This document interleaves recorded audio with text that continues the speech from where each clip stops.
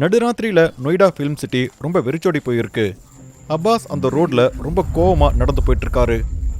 அவர் யாரோ ஒருத்தருக்கு பலமுறை கால் பண்ணிக்கிட்டே இருக்காரு. ஆனா அவங்க அவரோட காலை எடுக்கவே இல்லை. தேங்க் காட் நீ காலை எடுத்துட்ட. இன்னைக்கு ஆபீஸ்ல என்ன நடந்ததுன்னு சொன்னா நீ நம்பவே மாட்ட. சரி அதெல்லாம் விடு, நான் நம்ப மாட்டேன். என்ன கிண்டல் பண்ணிக்கிட்டு இருக்கியா? என்னோட 2 கிரைம் ரிப்போர்ட் ஃப்ளாப் ஆயிடுச்சு. இப்ப பாஸ் டிகே பேய்களை பத்தி அவர் எனக்கு ரிப்போர்ட் அனுப்ப சொல்லியிருக்காரு. அட என்ன இதெல்லாம்? ஒரு கிரைம் ரிப்போர்ட்டர் கிட்ட போய் பேயை பத்தி சொன்னா அவருக்கு அது எப்படி புரியும்? அப்பாஸ் என் சகோதரனே, ஒரு காலத்துல பத்திரிக்கை துறைனா எவ்வளோ நீ ஆர்வமா இருந்த. அது மட்டும் இல்லாம இது ஒரு வேலை. சரி நீங்களும் கூட இது ஒரு வேலையே எடுத்துக்கோங்க. பாஸ் என்ன சொன்னாலும் நீங்க அதை பண்ணுங்க. ஆனா நண்பா, பேய் கதைகளாம் எழுதிட்டு இருக்கிறதுக்கு நீ என்ன டுடு டிவில பேய் கதையா எழுதிக்கிட்டு இருக்க? கொலை சம்பவத்தை பத்தி நீ ரிப்போர்ட் எழுதிட்டு இருக்கிற, அது உனக்கு தெரியுதா? நிறைய கிரைமு பேயால தான் நடந்துகிட்டு இருக்கு, உனக்கு அது தெரியுமா? ஒரு பயங்கரமான கிரிமினலை காட்டிலும் ஒரு பேய் ரொம்ப மோசமான விளைவை ஏற்படுத்தும். சரி ஓகே, நீங்க சொல்றதெல்லாம் பரவாயில்ல. சரி என்ன விட்டுருங்க. சரி சரி கேளு, இப்பெல்லாம் வியூஸ் நிஜமாவே ரொம்ப குறைவா வந்துட்டு இருக்கு. நம்ம சேனல்ல நிறைய பேர் சப்ஸ்கிரைப் பண்ணுங்க, வீடியோவையும் ஷேர் பண்ண மறக்காதீங்க. நான் உங்களை கவனிச்சுட்டு தான் இருக்கேன். பேசிக்கிட்டே அப்பாஸ் ஃபிலிம் சிட்டில இருந்து அவர் அப்படியே வெளியே வந்துடுறாரு. அங்க சில கார்களும் அங்கேயும் இங்கேயும் சில நாய்களும் நடந்துகிட்டு இருந்ததுங்க. அப்பாஸ் அந்த ரோடோட 2 பக்கத்துலயும் பாக்குறாரு. அவரால் எதையுமே பார்க்க முடியல. அங்க இருக்கிற அந்த அமைதியான ரோட்ல யாரோ வரத்துக்காக காத்துட்டு இருக்கிற மாதிரி அவர் காத்துட்டு இருக்காரு. அப்புறம் எல்லாம் தட்டி விட்டுட்டு இருக்காரு. அப்ப காரோட சைட் மிரர்ல பின்னாடி பார்க்கும்போது யாரோ பின்னாடி உட்காந்துட்டு இருக்கிற மாதிரி அவருக்கு தோணுது. பின்னாடி யாரு உட்காந்துட்டு இருக்காங்கிறது அந்த இருட்டுல தெரியவே இல்லை. அப்பாஸ் ரொம்பவே பயந்து போயிடுறாரு. காரை விட்டு இறங்கலாம் அப்படின்னு நினைச்சாலும் அந்த காருக்கு வெளியில நிறைய நாய்கள் குறைச்சிட்டு இருக்கு. அங்க இருக்கிற எல்லா நாய்களும் அப்பாஸோட காரை அப்படியே சுத்தி வளைச்சிருந்துங்க. அப்புறம் ரொம்ப சத்தமா கத்திட்டு இருக்குங்க. அவரால் காருக்குள்ளேயும் இருக்க முடியல, காரை விட்டு கீழேயும் இறங்க முடியல. அப்பாஸால காருக்குள்ளேயும் இருக்க முடியல. ஒருவேளை அப்பாஸ் காரை விட்டு கீழே இறங்கினார்னா அந்த நாய்களெல்லாம் அப்பாஸை குதறி எடுத்துருங்க. தான் நிலைமை இப்படி ஆனதை நினைச்சு அவர் வருத்தப்படுறாரு. இப்ப தான் என்ன பண்றது அப்படின்னு அவர் யோசிச்சுட்டு இருக்காரு. அவரோட காருக்கு பின்சீட்ல இருக்கிறவங்க அப்பாஸோட தோல் மேல கை போட்டு அப்பாஸ்க்கு பக்கத்துல போய் அவர்கிட்ட சொல்றாங்க, பயப்படாத அப்பாஸ், நான் தான் கூட இருக்கேன்ல. யா அல்லாஹ், என்ன காப்பாத்துங்க, இந்த சூனியக்காரி கிட்ட இருந்து காப்பாத்துங்க. மூடு வாயு மூடு. பேயும் நாயும் பார்த்து பயப்படுற நீ கிரைம் ரிப்போர்ட்டர் வேலை பண்ண வந்துட்டியா நீ? இப்படி சொன்ன உடனே அவர் கார்ல இருக்கிற லைட் ஆன் பண்ணி பின்னாடி இருக்கிற மரியம்மா பாக்குறாரு. கார்ல ரொம்ப அழகான ஒரு பொண்ணு உட்கார்ந்துட்டு இருக்கிறத பார்த்து அவர் பெருமூச்சு விடுறாரு. அப்புறம் அல்லாஹ் கிட்ட அப்பாஸ் பிரார்த்தனையும் பண்றாரு. வல்லா வல்லா, நீ ரொம்ப அப்பாவியா இருக்க போல. எந்த ஒரு காரணமும் இல்லாம உன்னை போய் பேயின்னு நினைச்சிட்டனே. இதுக்கு முன்னாடி அவ பேயின்னு சொன்ன நீ. சரி சாரி சாரி. அப்படின்னா நீங்க யாரு? காருக்குள்ள நீங்க எப்படி வந்தீங்க? இப்படி வண்டிய திறந்து போட்டு போனீனா யாரு வேணாலும் வந்து உட்காருவாங்க. எந்த ஒரு திருடனும் வண்டிக்குள்ள ஏறலன்னு சந்தோஷப்படு. நான் உன்னோட கேமராமேன் தான். இல்லனா இதுக்குள்ள வண்டியா எவனாவது திருடிட்டு போயிருப்பான். அட கேமரா மேன் இல்ல, நீ ஒரு பொண்ணு. நீ ரொம்ப அழகா இருக்க. நீங்க மாடலிங்லாம் பண்ணலாம்ல, எதுக்கு ரிப்போர்ட்டிங்காக கேமராவை எடுத்துட்டு ஓடிட்டு இருக்கீங்க? நீ ஒரு வேற வேலையை தேடிக்கணும் போல இருக்கே. பார்த்தா இவ்ளோ பயப்படுற. ஒரு கிரைம் ரிப்போர்ட் இருக்கணும்னா இப்படி பயப்படக்கூடாது. எப்படி நீ வேலை பண்ணுவ?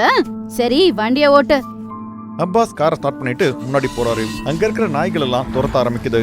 அப்பாஸ் அப்படியே காரை ஓடிட்டு 1000 கிலோமீட்டர் போயிருப்பாரு. மத்திய பிரதேசத்துல இருக்கிற பேத்துல் அப்படிங்கிற சிட்டிக்கு போறாரு.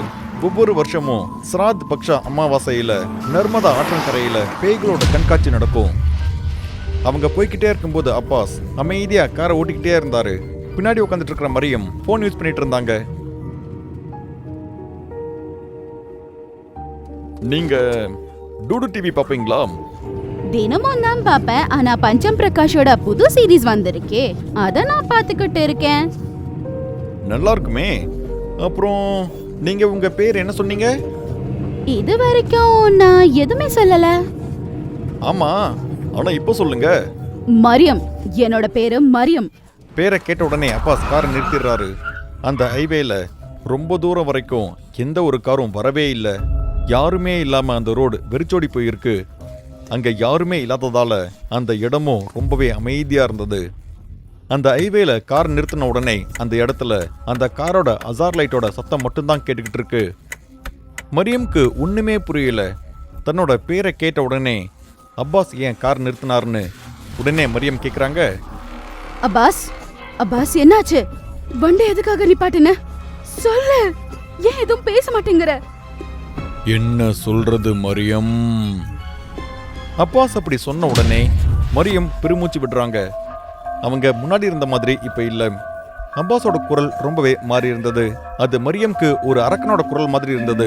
அப்பாஸ்க்கு என்னாச்சு அப்படிங்கிறது மரியம்க்கு ஒண்ணுமே புரியல. மரியம் அவரை தொட்ட உடனே அவர் அப்படியே பின்னாடி திரும்புறாரு. அவரை பார்த்த உடனே மரியம் ரொம்ப சத்தமா கத்த ஆரம்பிக்கிறாங்க. அவரோட கண் அப்படியே வெள்ளையா இருந்தது. அப்புறம் அவரோட முகத்திலையும் பிசாசோட அந்த சிரிப்பு அப்படியே இருந்தது. ஒரு சைத்தான் சிரிக்கிற மாதிரி சிரிச்சிட்டு இருந்தாரு. சொல்லு மரியம், நீ என்ன சொல்லணுமோ சொல்லு. அட, என்ன பயப்படுறியா? நான் இது வரைக்கும் எதுவும் சொல்லவே இல்லையே. ஆனா நான் இப்ப சொல்ல ஆரம்பிக்கிறேன். இல்ல, வேண்டாம், இல்ல, இல்ல. மரியம் அப்படி சொல்லிட்டு தன் கண்களை மூடிக்கிறாங்க. அங்க நடந்துட்டு இருக்கிற எதையுமே பார்க்க முடியாம மரியம் ரொம்ப பயந்து போய் அதே இடத்துல அமைதியா உட்காந்துக்கிறாங்க. ஆனா அந்த இடத்துல இருக்கிற அப்பாஸ் மரியம் கிட்ட, உன்னை நான் கொல்றதுக்கு முன்னாடி உன்னோட ரத்தத்தெல்லாம் உறிஞ்சி நான் அதை அப்படியே குடிச்சிருவேன்னு பயம்புறுத்திட்டு இருந்தாரு. உன்னோட உடம்புல இருக்கிற ரத்தத்தை அப்படியே உறிஞ்சி குடிச்சு உன்னை கொன்னுடுவேன்னு அவர் சொல்லிக்கிட்டு இருக்காரு. பின்னாடி சீட்ல உட்காந்துட்டு இருக்கிற மரியம் எப்படியோ தைரியத்தை வரவழைச்சுக்கிட்டு அவங்க தலையை நிமிர்ந்து பார்க்கறாங்க. அந்த டிரைவர் சீட்ல யாருமே இல்லை. அந்த காருக்கு முன்னாடியும் யாரும் இல்லை. திடீர்னு அப்பாஸ் எங்க போனாருங்கிறத மரியமால புரிஞ்சுக்கவே முடியல. அப்ப திடீர்னு அவங்க ஏதோ வித்தியாசமா உணர்றாங்க. அப்புறம் பின்னாடி திரும்பி பார்க்கறாங்க. அவங்களுக்கு பக்கத்து சீட்ல அவங்களுக்கு பக்கத்திலேயே அப்பாஸ் உட்காந்துட்டு இருக்கிறத பார்த்து சத்தமா கத்த ஆரம்பிக்கிறாங்க. அவரோட பயங்கரமான ரூபத்தை பார்த்து அவங்க மறுபடியும் ஒரு முறை கத்த ஆரம்பிக்கிறாங்க. அவங்க அந்த காரை விட்டு வெளியே போக எவ்வளவோ முயற்சி பண்றாங்க. ஆனா அந்த காரோட டோரை அவங்களால திறக்கவே முடியல. மரியம், இன்னைக்கு உன்னோட சாவு நிச்சயம். உன் மரணத்தை யாராலையும் தடுக்க முடியாது. இப்படி சொல்லிட்டு அப்பாஸ் மரியமோட தலைமுடியை பிடிச்சு இழுத்து அவரோட கூர்மையான பற்களை வச்சு மரியமோட கழுத்திலேயே கடிக்கிறாரு. மரியமோட அலறல் சத்தம் அந்த ஹைவே முழுவதும் எதிரொலிச்சது. அவங்களோட அலறல் சத்தத்தால அங்க இருக்கிற காடே அதிர்ந்தது. ஹைவேல நடுவில் நின்றுட்டு இருக்கிற மரியம்க்கு என்னாக போகுது? மரியம் இறந்துருவாங்களாம்? அந்த பிசாசு அப்பாஸ் கிட்ட இருந்து மரியமால தப்பிக்க முடியுமா? அதுக்கு ஏதாவது ஒரு வாய்ப்பு இருக்காம்? எல்லாத்துக்கும் மேல மரியம்க்கு என்னாச்சு? இது டூடு டிவியோட லேட்டஸ்ட் ஸ்டோரி. பேய்கள் கண்காட்சி அடுத்த எபிசோடில் பார்க்கலாம். பயங்கரமா இருக்கிற இந்த மாதிரியான கதைகளை பார்க்கறதுக்காக டூடு டிவி ஹாரர் தமிழுக்கு உடனே சப்ஸ்கிரைப் பண்ணுங்க.